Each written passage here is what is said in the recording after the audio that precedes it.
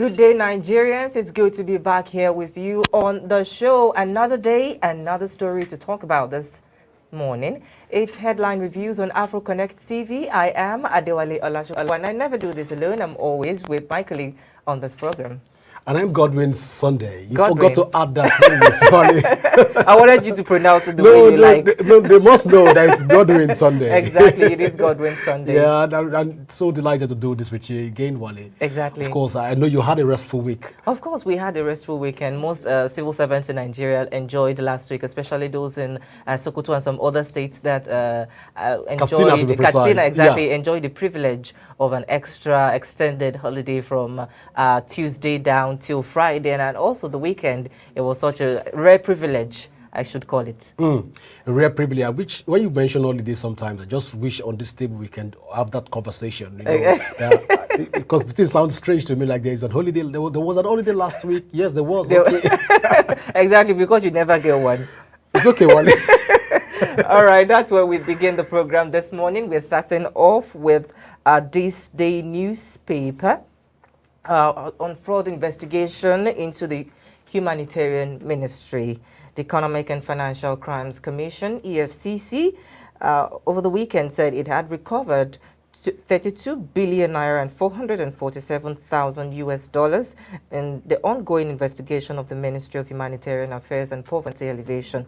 EFCC was investigating suspended Minister of Humanitarian Affairs, Betta Edu, following the alleged approval of 650 million naira payment into a private account. President Bola Tinubu had ordered an investigation into the allegations and subsequently suspended Betta Edu from office. I could remember vividly few days after Betta Edu was suspended from the office, we've had a lot of Nigerians say this was a witch hunt against a person because, of course, she was one of the youngest ministers that we have to run the ministry and one of the youngest in all combined ministers that we had from this presidency. But that aside about a person, we can now understand that this is not about her, but the office with which she was heading.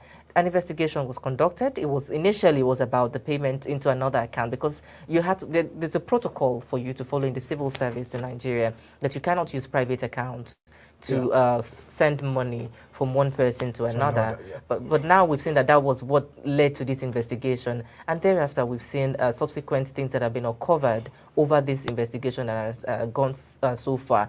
And I'm thinking a lot of Nigerians will be asking if this can be uncovered in just one ministry, let alone what can be discovered in other ministries that are under the radar that we cannot really get to understand. But I believe the EFCC, Economic and Financial Crimes Commission, would go into the roots of this matter to ensure that all people that are found culprits in this money laundering and siphoning of people's commonwealth, we're going to be brought to book and be punished accordingly. And the money recovered not only will be sent back to the government, but they're going to be used for intervention that are going to benefit the people. Because, in fact, the ministry itself is to humanitarian affairs. With a lot of Nigerians are disadvantaged. They're living in communities that are perhaps not even inhabitable for decent human beings. And these are money that's supposed to be going to cater for them. And we've had it being siphoned, being taken by people. I just hope that all this money that's gotten back from them are going to benefit the people in the long run. And people should be punished that are found culprit.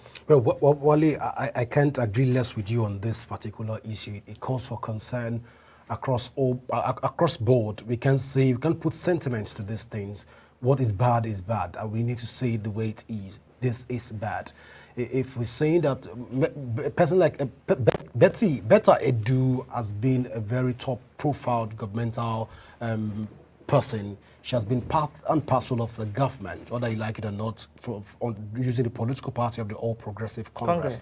So she has been in the system, but there are questions that still begs for answer right now. The first question that begs for answer is the proximity at which the EFCC was able to investigate and arrive at a conclusion, at a quick conclusion. Now, I want to begin to think along the line of the proximity, the time frame for investigation, and how they were quick to come out with this report. We need to give it to the EFCC. Of course, it was timely. Exactly. But then it now raised a lot of smokes that we need to start asking questions like, if the EFCC can do investigations of this nature and come up with results with speed, then we should get the EFCC also tackle other critical cases in this manner. Speed, accuracy, so that we will not get justice denied in the country. That's on the one hand. Two, the second thought is the person of Betta Edu being the Minister of Humanitarian Affairs, whether you like it or not. She was not the first person that has been in that office. Exactly. It is being perceived that that office has been one office, allegedly, one office that people used to, and that accounts are not being stable. We've seen that during the time of President Buhari, where we had a situation where they said something happened in the ministry, what have you. But then what they call the funds for poverty market money and rest of them, some of those poverty alleviation programs, those money were supposed to be paid into people's accounts. Most of those monies, Nigerians were clamoring at that point. Let's get feedback. Exactly. Let's get accountability for traders' money. As money I was trying to trying to capture. So one begins to ask, at this point in time, can we call for accountability that precedes Betta Edu? Let's go back in time. Let's call for accountability that precedes. So if Betta Edu in such a short while, the EFCC can trace probably what they've told us right now.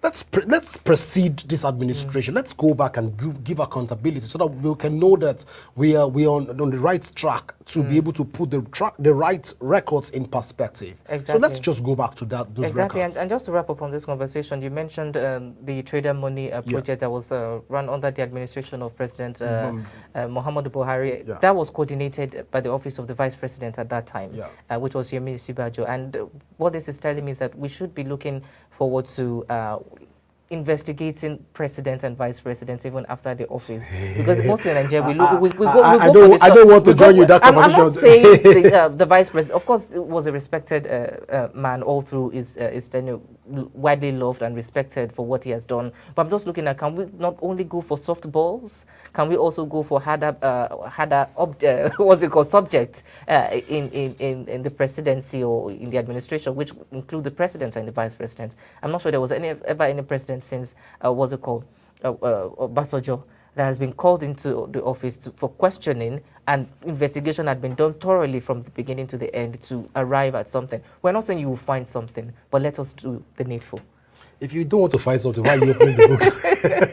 The idea is to find something. But let's move forward, Wale. Let's go to the Punch newspaper, and where we have the military bombs 7 illegal refineries in Rivers State, where operations conducted by the air component of Operation Delta Safe have led to the destruction of 7 illegal refinery sites at different locations in Rivers State.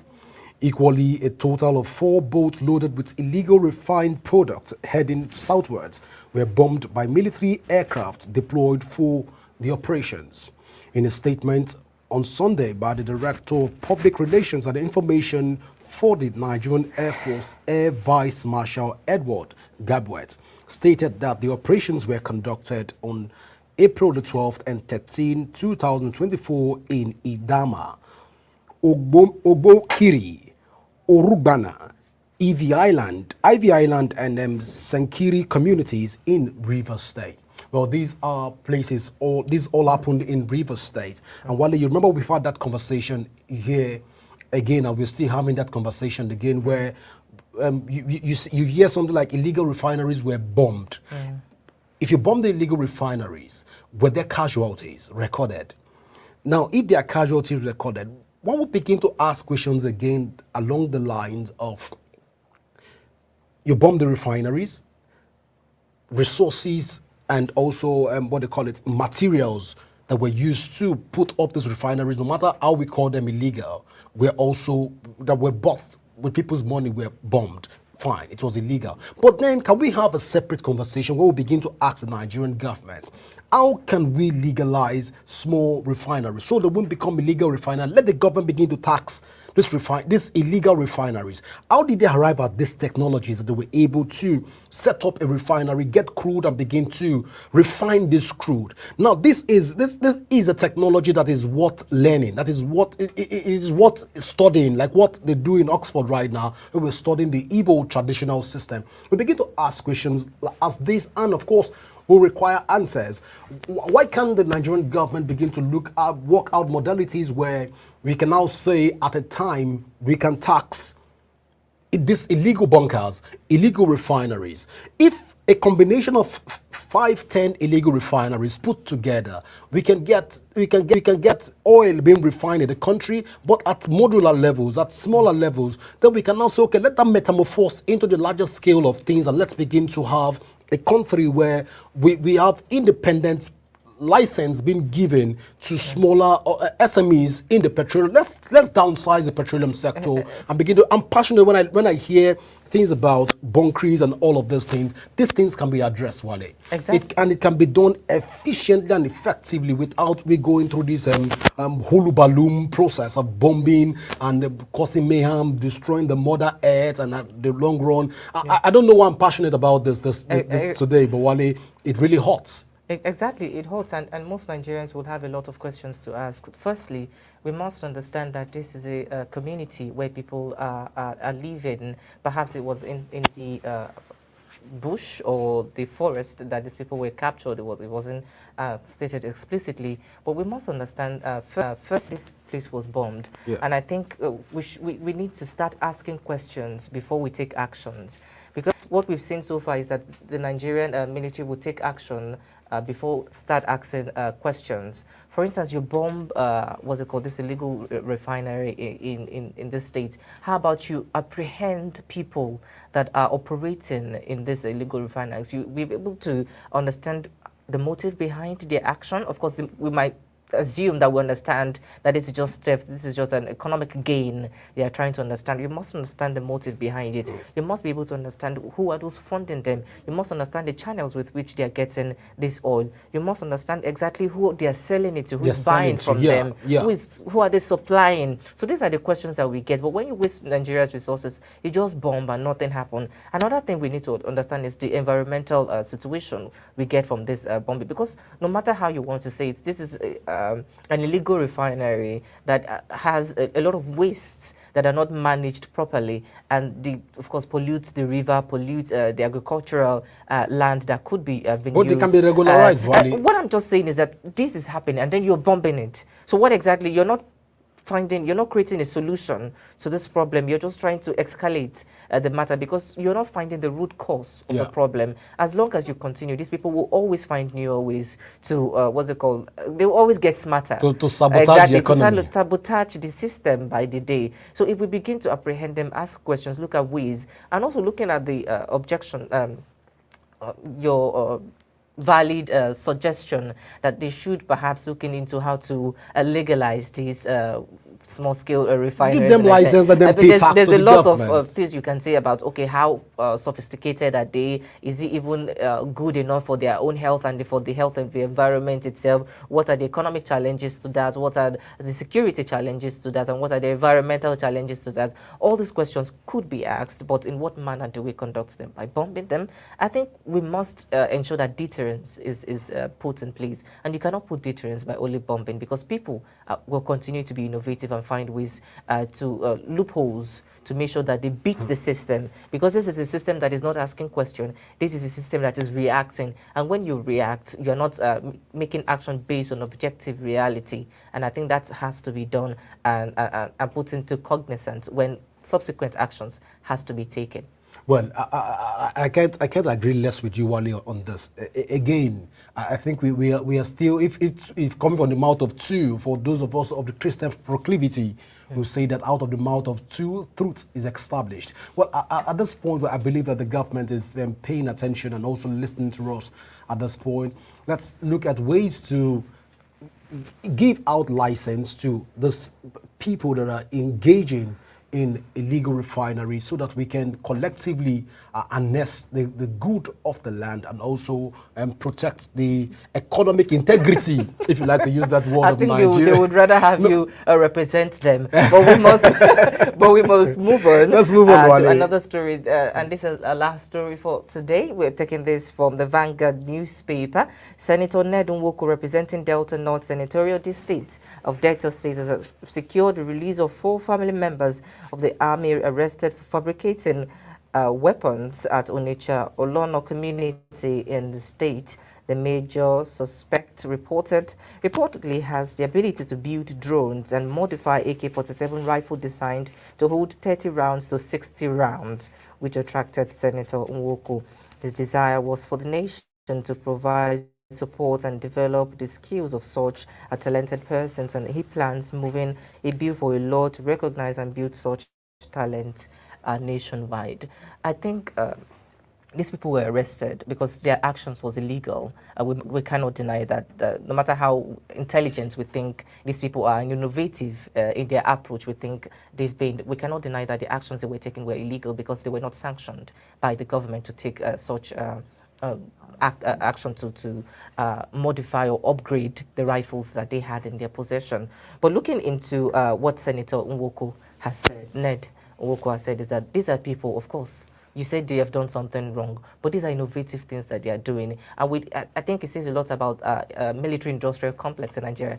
A lot of people will even say, does Nigeria have a military-industrial complex? But we do. We still sell a lot of armored vehicles to some other West African countries. But back to the conversation, how can we make sure that these talents, just as Ned Nwoko said, must be harnessed and channeled into the right direction? If we have people that can build drones, Nigeria imports thousands of drones from China every year, and we have a rifle AK-47 that can fire 40 rounds, and these people are able to modify it to fire 60 rounds. How about we start producing guns such as AK-47 in Nigeria with this extended range of firepower? So I think this is a conversation that Ned Nwoko said is going to bring up what's it called, a legislation, a bill, proposed one at the National Assembly, so that these people can be recognized and we can be able to ensure that these talents that we have are not only exported to other countries, because a lot of Nigerians are doing fantastically well in different countries in the world, but